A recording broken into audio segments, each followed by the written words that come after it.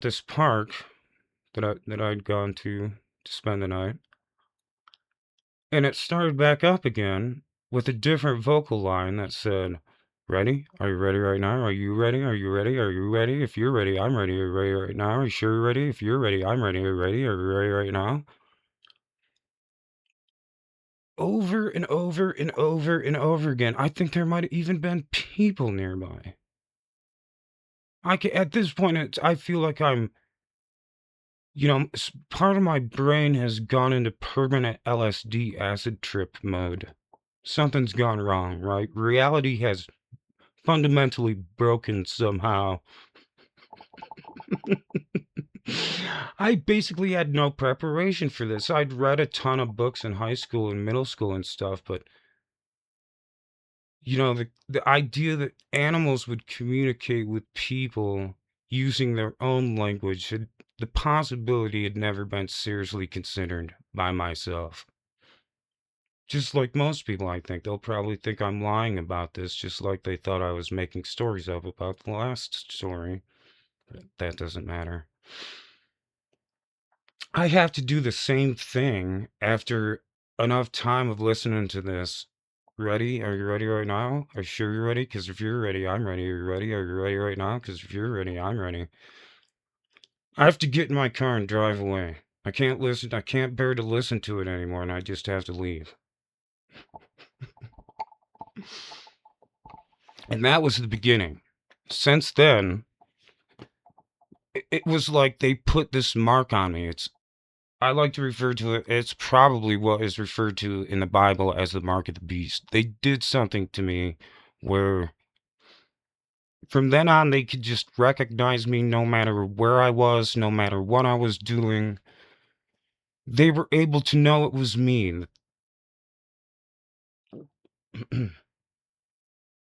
They everywhere, and I went back to Michigan and they instantly recognized me there. Like that's the guy, we got him. They knew. They do stuff like fly in front of my car all the time as I'm driving down the road. Not just once or twice, but like sometimes when I was feeling particularly emotionally heated, there'd be 10 birds that would fly right directly in front of my windshield as I'm driving 60 miles an hour down the road. They can see that they've done this to me somehow.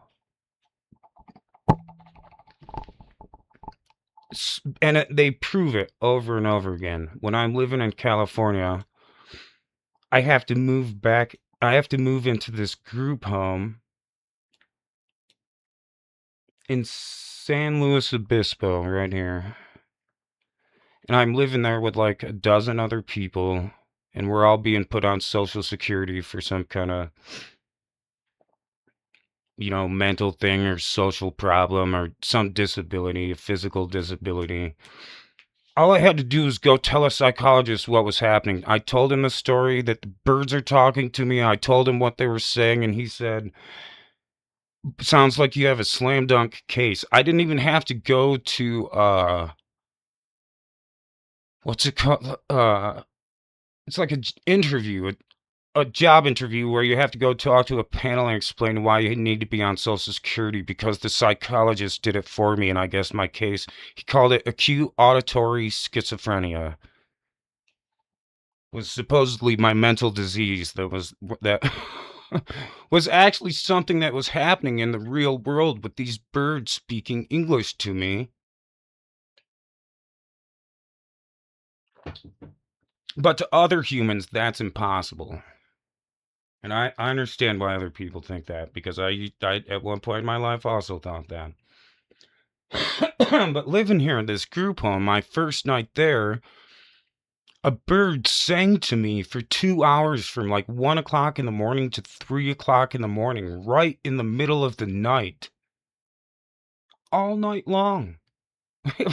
Went on for at least 2 hours, anyways. And the next day at breakfast, people were looking at me strange. They knew it was me because I was the only one that had just moved in there. And I told them, "Why? What are you doing here?" Birds talk to me. And people think it's something I'm hallucinating. Until I have to prove to him in some way otherwise, which is pretty difficult to do in most cases. My parents don't believe me. No one in my family believes me.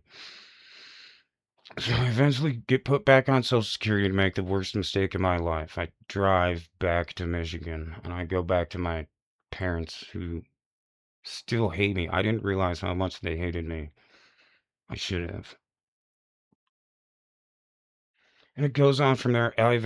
They put me into mental institutions several times to try to medicate the problem out of me.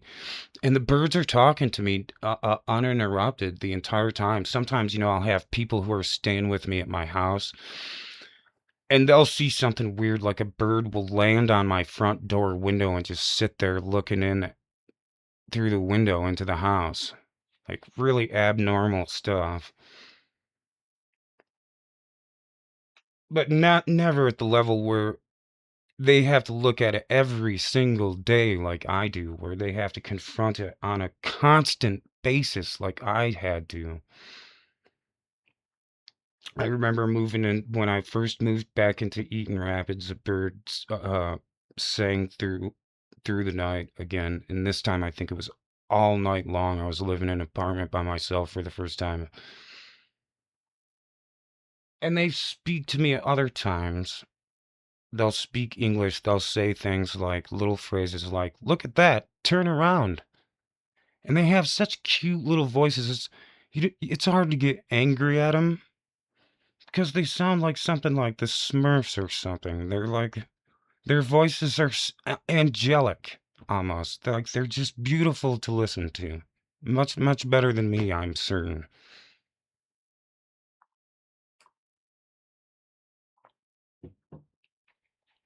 But they can still say some pretty harsh things. I don't think they really like people.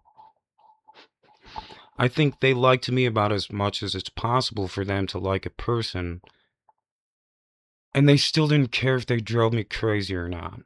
They were trying to tell me something, and they were gonna force me to figure it out no matter what. I had to sleep, because they were talking to me in the middle of the night.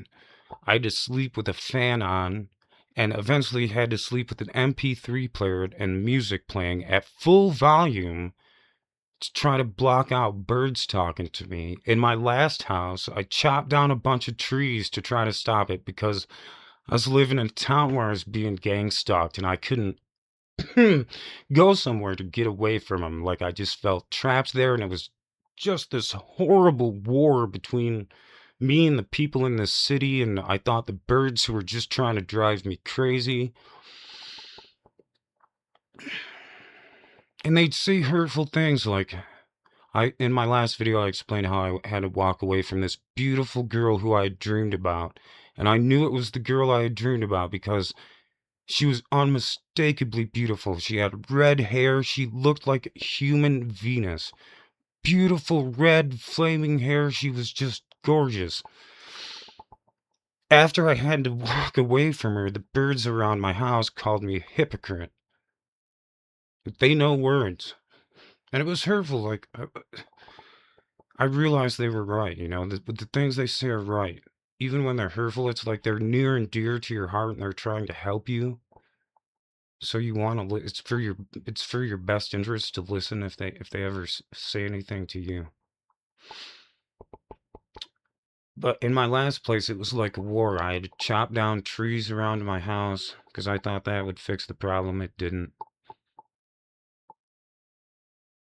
I dealt with alcohol for a long time. I was an alcoholic for like 7 or 8 years. I eventually drank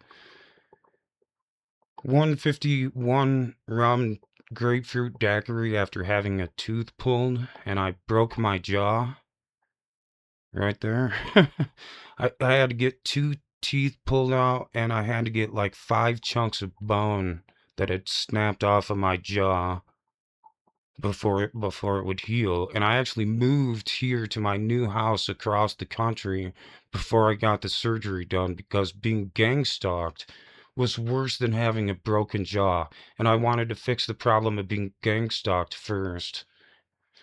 So I moved here, and then it was like a year later after moving here that I got the surgery to fix my jaw finally. Anyways, back to Eaton Rapids where I was being gang stalked. I think it might have been by that time I had a broken jaw. It hurt like a bitch. It hurt so bad. The first day it happened, I just was laying in bed crying with pain. The whole side of my head was swelled up. It was bad. You don't ever want to break your jaw with liquor.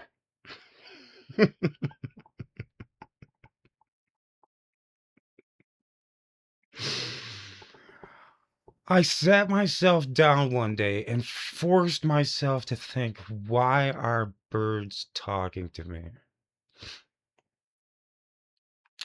I'd already had all the dreams. I'd met Hephaestus. I'd like use this magical word phrase to summon a primordial divinity to witness to prove to myself God is real.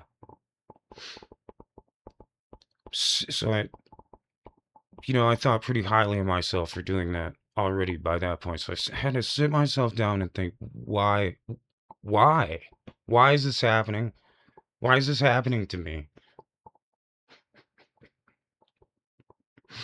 And I had to go back to the first memories when it first began in the mountains of California, where as they're doing this vocal loop, it's like I can use my mind as a kind of deep pin or hands on a DJ turntable to do a remix of what they're saying and change the words that they're telling me. And I'm thinking, birds really have preternatural senses. Then I guess they just don't show off for most people because they don't like humans. But they liked me, so they showed me. They would do stuff when I was sitting outside of my house. They'd fly over the house directly over the top of my head. Like they could see me through the building. They have some kind of X-ray vision to be able to do that. On top of being able to like pick me out from all the other living humans in an instant as I'm driving my car down the road at 60 miles an hour. Humans could not do that. They could never do anything like that. They don't have the senses for it. But birds do somehow. This goes beyond telepathy. I think they have other forms of psionics. I believe the way they navigate when they migrate is by visually seeing electromagnetic ley lines in the earth itself. And that's also what a brain is an electromagnetic battery, organic battery of some kind. And I think they can actually see brain waves. For lack of what we would think of and describe as brain waves. Anyways, that's what I eventually forced myself to realize as I'm sitting there with a broken jaw. At the end, stuck in this town where I'm being gang stalked, at the end of my rope, basically, that they are reading my mind. They can actually read my mind. And the next day, I wake up and go outside. It's a nice sunny day, and I'm sitting there. And I think something like some dumb phrase like, I guess that's what it is. And a bird lands, or doesn't even land. I didn't see it. It just says from the woods around my house, I guess that's what it is. Mocking me. My exact thoughts that I had just thought repeated back to me.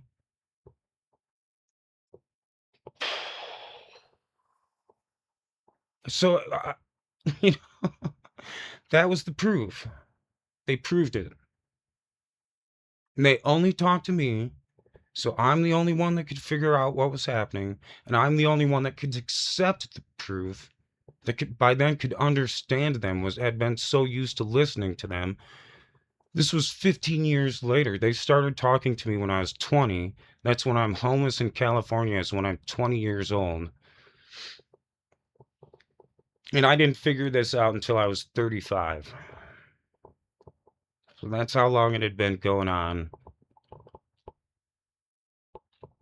But I did finally force myself to accept, to figure out what was going on. And then I knew I had to get out of there. I went and told a psychologist and explained what was going on. And she interrupted my story to guess and ask me, are birds telepathic? Before I got to the punchline of the joke and say, you know, and actually say it myself, it astounded me. I was just like, and I asked her, have you spoken to someone else who's told you this? And she said, no. She said she thought about me during the week and a bird had started singing to her because I'd been in her office and I'd done a bird impression. I faggot. That's what this bird outside of my house in Eaton Rapids was saying, and I had to buy a rifle and shoot it. I don't take to being harassed. I was being harassed outside of my own house by people, and I'm surprised I not never got something to shoot them and get rid of them because now I have something like that. It never occurred to me to get something like that back in Eaton Rapids, or else I'd have probably used it on the people too, and I'd be in prison. And that's how I eventually got my parents to agree to buy this house for me. It's a $150,000 11-acre ranch out here in the West. I'm not going to say exactly the date. I'm sure the spy state already knows.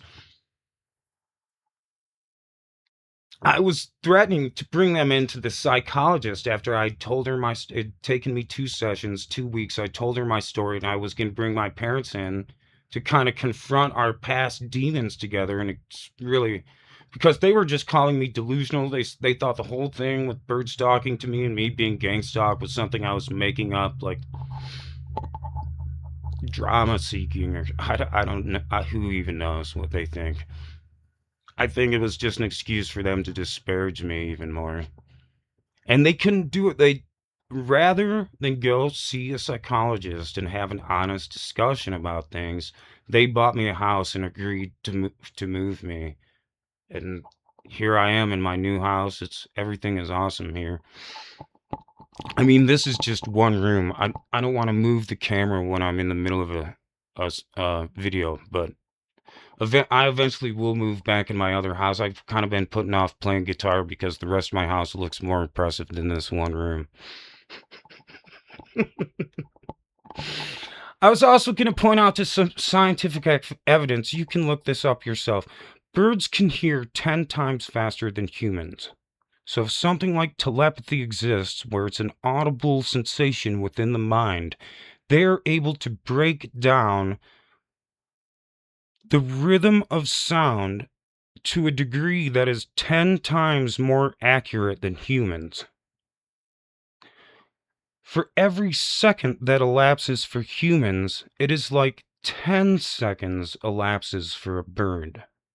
So just imagine that. Just imagine how, if you can break down time and reality to that fine of a degree, what kind of senses of perception you might have to hear things that might otherwise be unhearable. They also use 3 times the percentage of their brains as humans.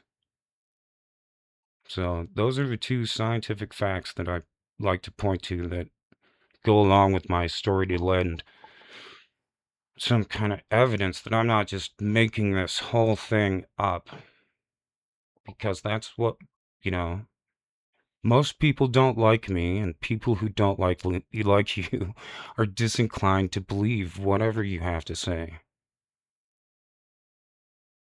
And I'll put a stop to it there. Thanks for listening if you have.